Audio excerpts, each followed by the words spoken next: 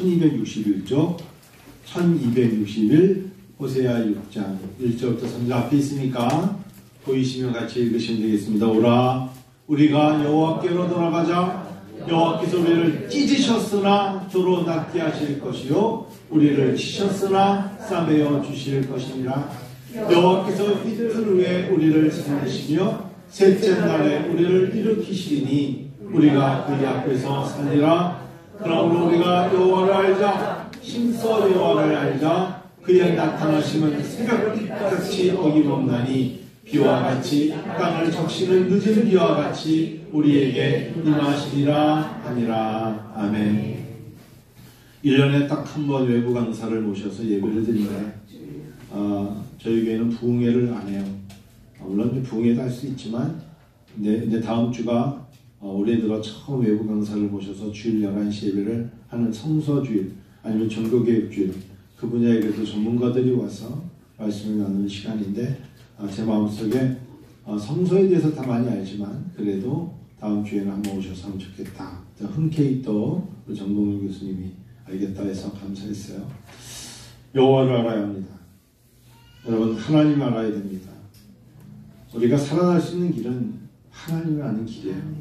하나님을 알아야 돼요. 시간이 갈수록 예전에 어른들이 기도하셨던 내용이 잊혀지지 않아요. 능으로도 안 되고 힘으로도 안 되더라. 인생을 살며 갈수록 내 계획대로 안 되고 내 생각대로 안 되더라. 선전은 생각대로 된다고 나와요. 광고는. 근데 인생을 살면서 자기 생각대로 되는 게 무엇이 있습니까? 여러분 어떨 때 우울증이 오죠. 사람마다 다 이제 어느 순간에 왜 우울하냐 물어보면 내 몸이 이렇게 약해질 줄 몰랐어. 이때 우울증이 옵니다. 힘이 있을 땐 그런 거 몰라요. 표현을 안 해서 그래요. 내 몸이 이렇게 망가질 줄 몰랐어. 내 생각대로 안 움직여. 내 생각대로 못 움직여. 내 생각대로 못하겠어. 라고 하는 때가 어느 순간에 오면 그때는 몸보다 마음이 상합니다. 우울해요. 내가 이제 이걸로 끝인가? 이때에 하나님의 도우심이 없으면 다음 거는 못 걷습니다.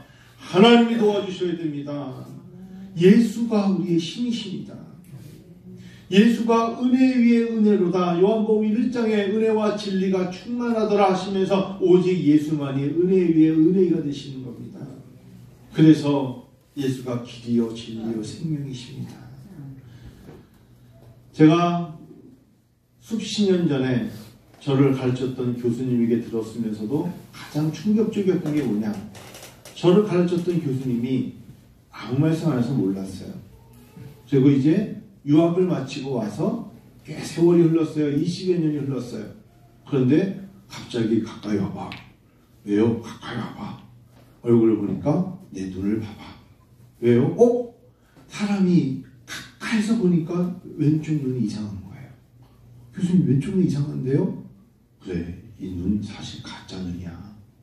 그때 제가 굉장히 놀랐어요. 저를 가르칠 때는 그런 말씀 몰랐어요. 왜냐면 강단에 있을 때 사람 잘 안 보일 수 있잖아요. 그런데 10살 때 화살놀이 하다가 화살이 꽂힌 거예요. 그 얘기하면서 몸을 떨더라. 근데 그날 손으로 빼고 피 흘리는 눈을 손으로 막고 아버지한테 야단 맞을까봐 구통에서 몰래 숨어서 잠을 잤어. 그 다음날 어머니가 왜 이렇게 우냐를 그래 살을지 말했더니 이미 하루가 지나서 손실한 겁니다. 그때 놀래서 어머니하고 병원 갔더니 이미 눈이 망가져서 어느덧 70년 인생을 이렇게 산다며. 그런데 말씀하시다가 만졌는데 눈알이 돌아갔어. 그랬더니 흰자만 보이는데 기절할 뻔했어요. 제가 서윤이처럼 저렇게 울 뻔했어요. 가까이서 왔더니 내 눈 보이냐? 그래서 보이는데요. 그랬더니 너 지금 놀랬지? 네. 그래서 나는 꼭 항상 성도들이 볼까봐 이렇게 거울을 보고 가는데 이렇게 만져줍니다. 그래서 저는 큰일 나. 그래서 눈 돌아간단 말 알지? 돌아간 거야 지금. 제대로 돌아왔니? 얼마나 아팠을까요? 얼마나 아팠을까? 얼마나 힘들었을까? 여러분, 그래서 그분이 그때부터 하나님께 고백하는 고백이 있었대요. 모든 것이 인생은 하나님의 은혜로 살아가야 된다. 저도 그때는 몰랐는데 나중에 그 이야기를 듣고 제 마음속에 사람이 누가 다치고 싶어 다칩니까? 10살 때. 그래서 그것도 누가 그러니까 외사촌들이 놀러와서 놀다가 아버지가 그 이후로 외가 출입을 안 하셨대요. 자기 아들 그 눈을 볼 때마다 마음이 아파서. 그러셨다는 이야기를 들으면서 야, 인생에 아무것도 모르는 거예요. 모르는 거예요. 그래서 민호 형제하고 이런 자매가 기도를 많이 하는구나. 그래도 눈 위잖아요. 응? 그거 생각만 해도 끔찍한 거야. 얼마나 끔찍한 줄 알아? 흉터도 없어지게 되어 있어요. 요즘 앞으로 성형 기술이 좋아가지고 10번만 문질러줘봐 없어져. 은혜입니다. 은혜. 살아간다는 게 은혜. 여러분 오늘 예배를 통해서 여호와를 심사하세요. 여호와를 심사하셔야 됩니다. 시대가 발전하는데 더 발전할수록 살기 힘들다고 고백하는 게 우리들의 입술 아닙니까? 뭔가 세상은 계속 발전되고 개발됐는데 왠지 삶이 점점 힘들어져요. 그래서 다시 한번 돌아가 보니까 부모님 세대는 얼마나 더 힘들었을까. 예전에 어른들이 겨울만 되면 3가지 때문에 무척 흐뭇해하셨잖아요. 아이고 쌀독에 쌀이 있어. 그냥 그러면서 뒷짐지고 흐뭇해하시고, 그리고 연탄이 세워졌어 흐뭇해하시고, 마지막 하나가 뭐였죠? 김장. 이거만 있으면 살아. 올겨울도 견뎌. 그러면서 그 흐뭇함의 웃음이 우리에게도 있어야 돼요. 우리는 아침 저녁으로 기도드리면 하나님 다이어트하게, 이가 또 다른 차원이야. 그렇죠? 옛날에 부모님들은 그러지 않았어요. 그런 기도는 없었어요. 올겨울에 하나님 잘 넘기게 해주세요. 시대는 발전하는데 살아가기 힘들다고 고백하는 우리의 입술. 정보도 빠르고 시설이 잘 되어 있는데 불편함이 많아지는 시대. 그렇게 살아잖아요. 어떤 분이 메가커피를 갔더니 그 키오스에서 거기밖에 주문 안 받잖아요. 두 어른이 계속 쳐다보면서 본인이 둘이서 그 사용할 줄 모르셔가지고 이거 뭐야, 이거 커피가 안 보이는데, 에이 그 내가 동네 다방 가자고 그랬잖아, 뭐 이러시더라고요. 제가 도와드릴까요? 그랬더니 좀 해달라고. 연세가 70대 중반인 분들은 그런 거 사용하기 쉽잖아요. 맥도날드 다 해주면 뭐 주문 안 받잖아요. 우리 고목사님은 그런 거 보면 20대 소녀처럼 다 사용하시거든. 가가지고 딱 눌러붙어봐. 마지막에 왜 이렇게, 그거 어려운 거예요. 참 어려운 거예요. 시대는 발전하지만 왠지 살아가기에 불편하기 때문에 예전 것이, 익숙한 것이 좋다고 느껴지는 시대. 여러분, 오늘날이 예전보다 복잡함처럼 문제는 더 많죠? 문제가 많아요. 예전에 믿음의 선배들은 그 문제를 어떻게 푸셨는지 아세요? 기도로 풀었어요. 그 당시 때 문제가 많다고 느껴지는 것을 다른 방법이 아니라 문제를 바라보며 하나님 앞에 눈물 흘리며 기도로 풀었어요. 문제를 풀기 위해 기도했어요. 근데 오늘날 문제는 더 많은데 기도가 사라져요. 이거는 하나님 우리에게 요구하시는 것이 아닙니다. 예전에도 하루가 24시간이었어요. 옛날 어르신들은 시간을 다스렸어요. 그래서 부지런했어요. 부지런함으로 시간을 다스렸다고. 왜? 그래야만 배고프지 않으니까. 열심히 일해야 되니까. 주어진 물질을 다스리는 이유는 부족하지 않게 하기 위해서 주어진 물질을 다스렸어요. 영적으로 승리하려면 하나님을 알려고 노력해야 돼요. 하나님이 나를 다스리도록 하셔야 합니다. 교만하시면 안 됩니다. 하나님 저를 다스려 주세요. 우리가 이른 아침부터 시간을 다스리듯이, 우리가 물질을 다스리듯이 하나님이 이제 영적으로 하나님이 저를 다스려 주세요. 교만하지 않게 하세요. 자만하지 않게 하세요. 사람이 살아가면서 인생의 연륜이 많아지실수록 되돌아보면 인생의 역사와 함께 상처란 단어가 있습니다. 힘듦이 있어요. 그만큼 골절도 그렇고 근육도 그렇고 온몸이 많이 사용했다는 겁니다. 무릎도 아파오시고요. 발바닥도 많이, 여러분 이것저것 어깨, 허리 안 아픈 것이 없는 것이 인생의 상처 아니겠어요? 인생은 누구나 상처가 있고 후회가 있죠. 인생은 우리 마음먹은 대로 되는 게 아니에요.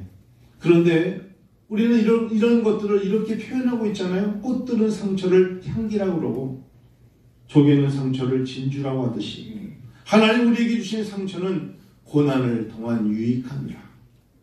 이렇게 받아들이셔야 됩니다. 하나님 내가 지금 너무 힘들어라고 탓하거나 낙심하거나 낭망으로 주저앉는 것은 하나님을 모르는 거예요. 그건 하나님을 주신 좋은 기회라 생각하고 일어나셔야 돼요. 이 속에서 내가 여호와를 심써 알고 기도함으로 나아가야겠다. 여러분, 하나님이 때로는 고심하며 밤을 새게 하실 때 있습니다. 잠 못 이루는 밤이 있어요. 그때 밤을 새고 새벽을 맞이해 보시면 오늘 성경을 아시게 됩니다. 새벽빛같이. 이제 어둠이 물러가고 새벽이 오는 것을 빛으로 볼 수 있게끔 하나님이 인도하실 때 내 눈으로 새벽을 밝히는 것이 아니라 하나님이 세상을 밝혀주셔야 내가 볼 수 있다는 것을 우리는 깨달아야 합니다. 그래서 새벽 기도는 참 소중한 거예요. 새벽에 내가 일어나서 가장 먼저 내 몸으로 하나님 내 입술로 기도할 수 있는 신앙이 된다는 건 하나님을 만날 수 있는 여호와를 알 수 있는 기회이기 때문입니다. 아이가 지금 너무 어려서 새벽에 못 일하는 거 이해가 됩니다. 연세가 너무 많아서 새벽에 못 일하는 거 이해가 됩니다. 20대 때 공부하고 일하느냐 힘들어서 못 일하는 거 이해가 됩니다.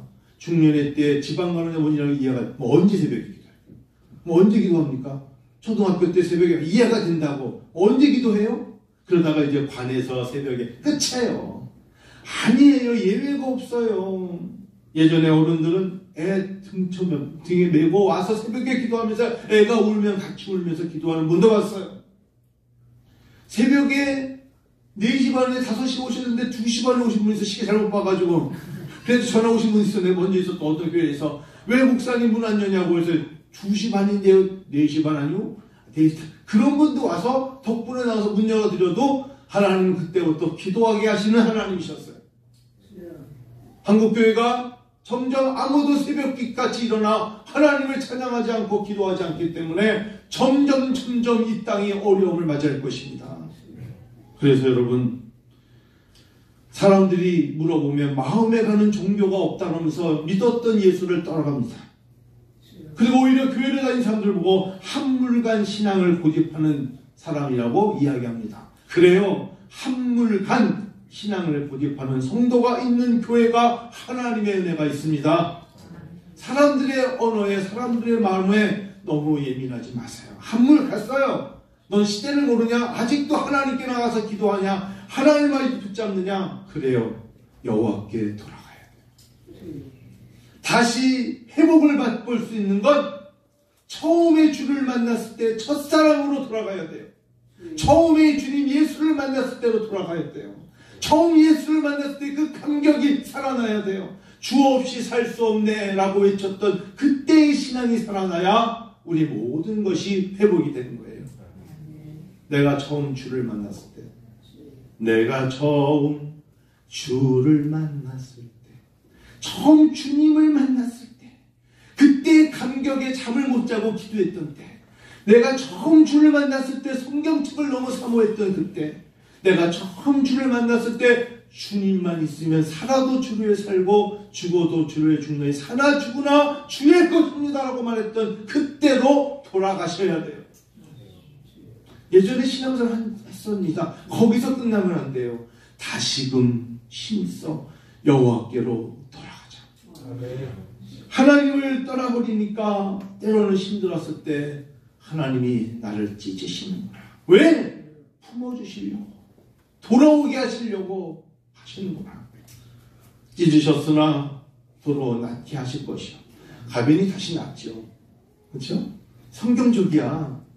그리고 걔가 어릴 적에 먼 훗날에 엄마는 그때 나를 안고 있을 때 뭐라 그랬어? 엄마가 엄청 기도했지. 그게 기도야. 아프지 않게 하나님 잘 보내달라고, 수술하게 해달라고 엄마가 기도해. 그게 기도야. 그게 신앙이야. 가빈이가 은혜를 받고 은총을 받고 축복받은 딸이 되는 거야. 왜? 그것 때문에 할머니가 간절히 기도하고 목회자와 교회가 간절히 기도했기 때문에 그 아이에게는 하늘의 문이 열려진 놀라운 은혜가 임하는 거예요. 도로 낫게 하실 것이요. 우리를 치셨으나 싸매어 주실 것입니다. 그러므로 우리가 여호와를 알자, 심서 여호와를 알자. 그의 나타나심은 새벽빛같이 어김없나니 비와 같이 땅을 적시는 늦은 비와 같이. 여러분, 비가 얼마나 소중합니까? 많은 땅에 비가 얼마나 소중하냐고요. 여러분, 우리가 때로는 다른 사람들에는 캐캐 묵은 골동품같이 신앙생활을 한다고 느껴질 때가 있습니다. 여전히 이렇게 어려운데 눈물을 흘리며 하나님 앞에 예수 내 주여 지금 내게 오셔서 이렇게 외치며 나의 갈 길 다가도록 예수 인도하시니 라고 외치며 찬양하며 하나님께 기도하는 것 외에는 능할 것이 없다고 고백하는 캐캐 묵은 골동품 같지만 그 골동품의 가치는 높아질 것입니다. 30년 전만 해도 40년만 해도 믿음의 자녀들은 믿음을 승계하는 것, 선택이 아니라 승계의 대상이었어요. 아버지가 예수 믿으니까 우리도 다녀야 되는 거야. 할머니가 예수 믿으니까. 30년 전만 해도 믿음은 승계의 대상이었는데 어느 순간에 2000년대가 넘으면서 믿음은 선택이 돼버렸어요. 다들 떠나버렸어요. 아이들이 안 보이고 청소년이 안 보이고 청년이 안 보이고 젊은 세대가 승계가 아니라 이런 이유 저런 이유 이런 상황 저런 상황 때문에 선택하며 예수를 떠나버렸잖아요. 하나님이 사랑으로 감싸시려면 때로는 찢으실 겁니다. 그러나 하나님은 도로 낫게 하실 것입니다. 그래서 때로는 믿음이 연약한 자를 봤을 때 비판하지 말라고 하셨기에 목회자의 마음에서도 시험이 들까봐 말을 못할 뿐이지 때로는 하나님의 진노와 하나님의 찢으심이 있을까봐 두려워하는 마음으로 몰래 기도할 뿐입니다. 싸매어 주실 것입니다. 말씀 한 군데 보고 마칠게요. 호세아가 지나가면 요엘이 나옵니다. 요엘 2장 보실까요? 호세아 다음이 요엘입니다. 요엘 2장 12절 13절 좀 볼게요. 요엘 2장 12절.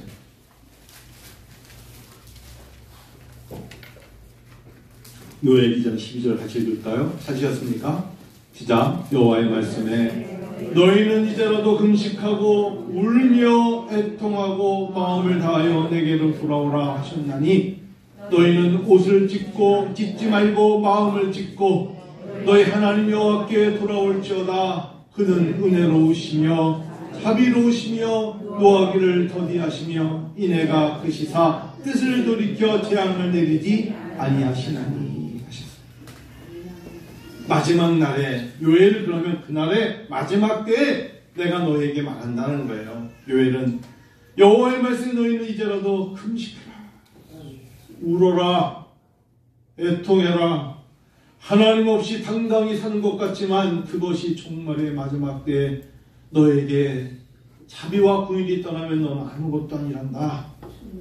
그날의 안개와 같다. 바람에 날아가는 채와 같다. 그래서 지금이라도 기회가 오면 울어라. 그리고 애통해라.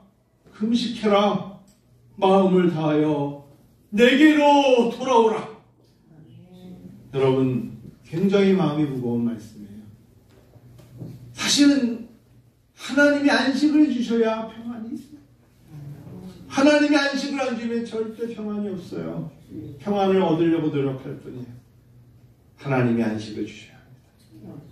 너희는 하는 척 하느냐고 옷만 찢지 말고 마음 찢어라.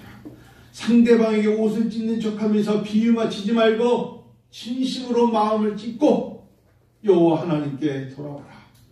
하나님은 은혜로우시며 자비로우시며 긍휼이 많으시며 하나님은 우리가 죄 지은 대로 보응하지 아니하신 하나님이시라. 노하기를 더디하시는 하나님이시로다. 힘들고 어려울 때 하나님께 돌아와 엎드리세요. 힘들고 지칠 때 낙심과 낭망이 다가올 때일수록에 하나님께 돌아와 기도하십니다. 그곳에 은혜가 있습니다. 놓치지 마세요. 하나님의 음성이 들립니까? 하나님의 마음이 전달됩니까? 그러면 이 짧은 시간에 아멘하고 끝나면 안 되고 가슴을, 마음을 찢어야 해요. 그리고 간절히 기도하며 내가 하나님 너무 멀리 갔군요. 내가 하나님 탕자처럼 하나님 마음을 모르고 멀리 갔군요. 돌아오게 하소서. 그리고 돌아올 자가 돌아오게 하소서. 하나님을 애타게 기다리는구나. 하나님 돌아오게 하소서. 하나님 품으로 돌아오게 하소서. 하나님의 음성입니다. 하나님의 마음입니다. 오늘 여러분 이 자리에 와서 예배드린 거 은혜 위에 은혜다. 기회입니다.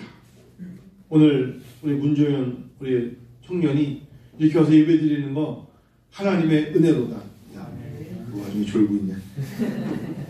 정현이는 은혜로다. 멀리 멀리 가다.